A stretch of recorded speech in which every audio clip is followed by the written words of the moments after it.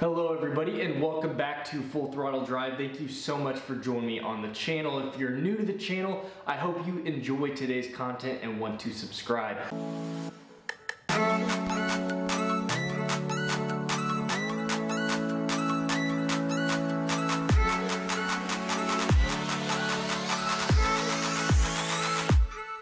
So what are we going to talk about in today's video? Again, we're going to talk about the C8 Corvette. And of course, as I've said many times in my videos, the reason we're doing that is because the C8 Corvette is a very important part of this channel. It's eventually what I want to purchase. I'm going to try as soon as it debuts, and it may be as soon as January at the Detroit Auto Show, I want to put my allocation in for one. Whoever's willing to do that, I'm working with a couple different people. We will see how that goes, and of course I will keep you guys updated along the road, but I'm hoping I can have a C8 to go alongside my Audi R8. It will be a fun pairing. There'll be tons of cool videos in store, so if you're intrigued in any of that, hit that subscribe button now. But again, back to the point of the videos, we want to talk about the C8 Corvette and how fast it is. We've gotten tons and tons of new information over the last couple of weeks, even months, in reference to the Corvette C8. However, we haven't talked too much about some of the actual specs, and again, we don't have concrete information. My last video, which was very popular, talked about the C8 being kind of looked at the Nürburgring while it was there, and it was very interesting. The guy was talking about how quick the car was, and we made some estimated guesses. Again, that's all we can do. We can only make estimated guesses, and they're usually educated, but they are estimations because we don't have anything concrete as of now. Until it debuts, we don't know the actual specs of the car, but it can be a lot of fun. There's a lot of good leaked information out there from different people, and there's some of it is cited from some very good individuals that have a lot of information ahead of what we will have. So we try to use that to get an idea of certain, points of the car. Renders are getting better every day. Some of the past videos I've showed you, I actually have a video that's going to go out tomorrow that is another render that is getting so much closer to probably what the car is going to look like. These 3D CADs, these architects, I should say, of the design work, they're getting so close, and it's just amazing what they're capable of doing. But today we are not going to talk about CADs and the overall look of the car. We're going to talk about how fast the C8 is. And again, as I just got done saying, this is a complete estimation. However, I've used a ton of data, just as I did with figuring out the cost of the C8, our guess on that, just to figure out how quick this car could potentially be and where it kind of stacks up against other cars. Again, we're going to use data from previous cars and then the information we have on the current C8 so far, and I'm constantly searching the forums about C8 information, and then I like to share that with you guys. And so I make these guesses and these recommendations based on this information. And it's a lot of fun, and I hope you guys enjoy it as well. But what I'm going to do is I'm going to throw up on the screen right now, you're going to see a whole kind of screenshot of some of the cars we have today and what their speeds are. And this is actually their 0 to 60 times, but it's based on their weight versus horsepower. You have weight over horsepower, and it gives you the pounds per horsepower. So as you look at this list, obviously most of these cars are going to be familiar with you. You're starting at the 2007 Corvette C6 base, and that is an important car because it is the car I had right before my Audi R8, and for the price that you paid for it, it was a very quick car. 4.3 seconds may not seem quick,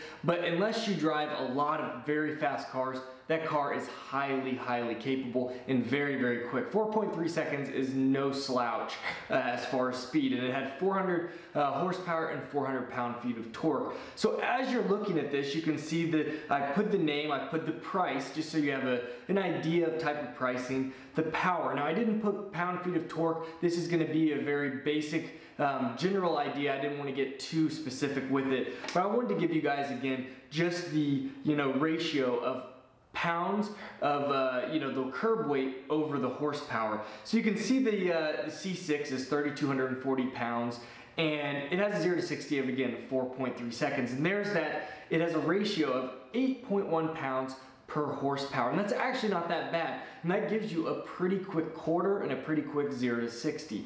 And we move down, and I put this in a allocation range where you go from 0 to 60 all the way down. So from the 4.3 all the way down to, obviously I put a hypercar on there, the Koenigsegg 1, and that car is just crazy. It's very, very expensive, very capable, but it gives you an idea of, look at that, pound per horsepower. Look at the weight that car has. It is absolutely just mind-boggling what that car has as far as weight. It really is incredible. But as you're looking through this list, you'll see some cars obviously you're very familiar with. There's the new Shelby GT350, 7.14 is the weight to horsepower ratio. The Audi R8 V10 Plus. There's obviously a jump in price, but there you have it, a 3.5 second 0 to 60, very capable. A lot of that though has to do with the launching ability. That car is all-wheel drive. Then you have the Z06 at 2.95 seconds. It's even better as far as how much weight per horsepower. Obviously you're looking for a lower weight number to horsepower. What's really shocking is the Porsche 911 Turbo S.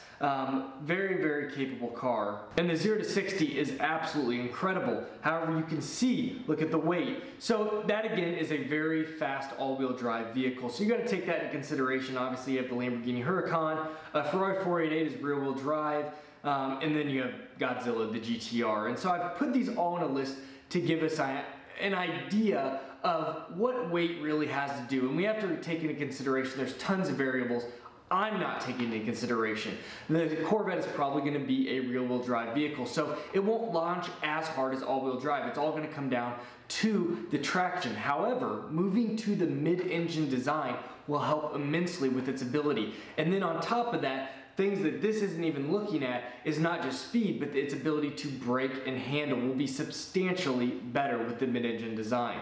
So as we take a look at these numbers we're looking at, we have to move on to the C8 itself. Now, we're not sure exactly what engine it's going to be. I've speculated it could be a 4.2 liter V8 twin turbo, or it could be a modified version of the LT1. They may just go with another 6.2 liter V8. In the instance, it is probably going to be a V8 that we get, which is going to be nice. We're probably going to get plenty of torque in addition to the horsepower. But where are we going to stand at horsepower? My guess is we're over 500 horsepower. The traditional C7 was 460 horsepower if you had the upgraded 10 horsepower exhaust package. 450 or 460 was right around where we are.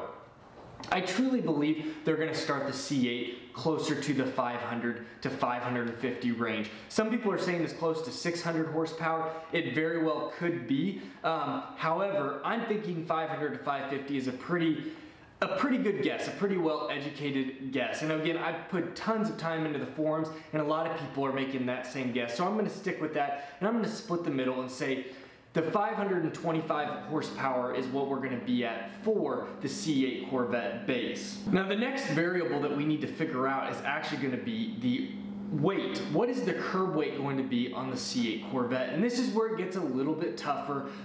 We really don't have much information at all. Going mid-engine, we don't know if that's going to save us weight or increase weight depending on the components they use. However, there has been some leaks talking about the car being close, or at least trying to be comparable to a C7. Remember, this is the base.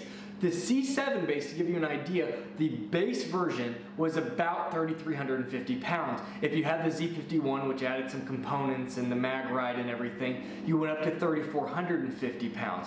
So if we split the middle, we're looking about 3,400 pounds, which is a little bit heavier than I think a lot of people were hoping for. They'd love to get down to that 3,200 pounds, kind of closer to like what the Ferrari 488 is, but realistically it's probably going to be a little bit heavier. So at 3,400 pounds and 525 horsepower, we're looking at a ratio of about 6.47.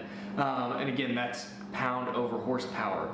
And that's actually a really good ratio when you take the C6 base being 8.1 and the C7 Z06, it's 5.46. And taking that into consideration, you're looking at a 0-60 time of under 3 seconds with that C7 Z06. So 5.46 is incredibly respectable, and that's having to get traction on a rear-wheel drive vehicle that is a front-engine vehicle. So then it comes down to the question of, what are we looking at as a 0 to 60 time? This is kind of the fun thing, and you guys got to remember, 0 to 60 times don't mean everything, but they do give an indication of how quick a car can be. Again, the handling and braking are going to be so much better, but this car is certainly going to be quicker than the base C7. The base C7 had a 3.9 second 0 to 60. And again, that is, we always look at 0 to 60 times that are the best capable 0 to 60 times usually. And I got all these 0 to 60 times that I used in my formulas off 0 to 60times.com. So most of them are pretty relevant. We're very, very close. So my estimation, based on our weight savings a little bit and a little bit bump in horsepower, I'm thinking we should have no problem getting a 3.6 0 to 60 time. That would knock off 0.3 of a second from the previous generation. And I think that's completely doable, especially changing where the weight is in comparison. If we do stay rear-wheel drive even, and don't go to the all-wheel drive system, which I think we probably will stay rear-wheel drive, that engine is gonna sit in the farther back. Just like my Audi, even though it's all-wheel drive, that weight's in the back. This has a power split of 20/80 when it really gets up and going. So that power that's getting sent to the back has all the weight in the engine sitting down on those real wheels. That helps a ton with traction. Traction is a huge, huge point, and it's why we're moving on to the mid-engine lineup, because the C7 Z06, the C7 especially ZR1 at 755 horsepower, is just so difficult to get traction. You actually see the ZR1 getting beat out by tons of other cars. It's just so crazy to handle with all of that power being driven to the rear wheels that don't have tons of weight over them. Traction is the main issue. But I'm really curious as to what you guys think. You know, I love sharing this with you guys. I love hearing what you guys have to think.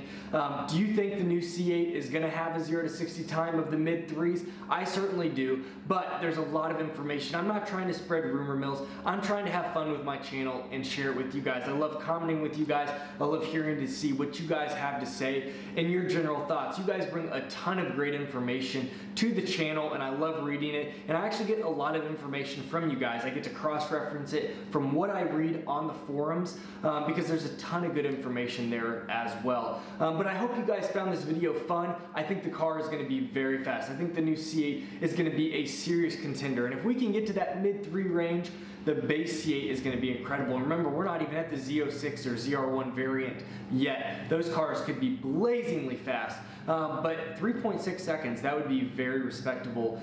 We don't know what the quarter mile would be, obviously. That's going to depend a ton on the weight. But we will see. We'll continue to do this as we get more information in. But guys, as always, thank you for joining me. If you enjoyed the video and haven't subscribed, do that now. Check out all my other videos if you're interested. And as always, take care. We'll see you next video.